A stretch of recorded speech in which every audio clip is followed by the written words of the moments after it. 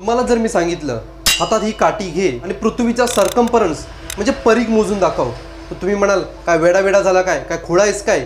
एका काठीने पृथ्वीचा सर्कम्फरन्स कसा मोजू मी, पृथ्वीचा परिघ कसा मोजू? परंतु इसवी सन पूर्व 240 वर्षापूर्वी एक ग्रीक ॲस्ट्रॉनॉमर इरॅटोस्थेनेसने फक्त एक काठी घेऊन आणि सिंपल मॅथ्स वापरून पृथ्वीचा सर्कम्फरन्स मोजून दाखवला होता. त्यांनी नक्की काय शक्कल लढवली त्यात आपण बघूया.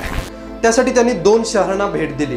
एक होतं अलेक्झांड्रिया आणि दुसरं होतं इजिप्तमधील अजवान. उन्हाळ्याच्या सीझनमध्ये त्यांनी इजिप्तमधील अजवान शहरातील एका विहिरीचं त्याने ऑब्झर्वेशन केलं होतं. त्यांनी पाहिलं होतं की दुपारच्या सुमारास त्याची सावली अजिबात पडत नाही.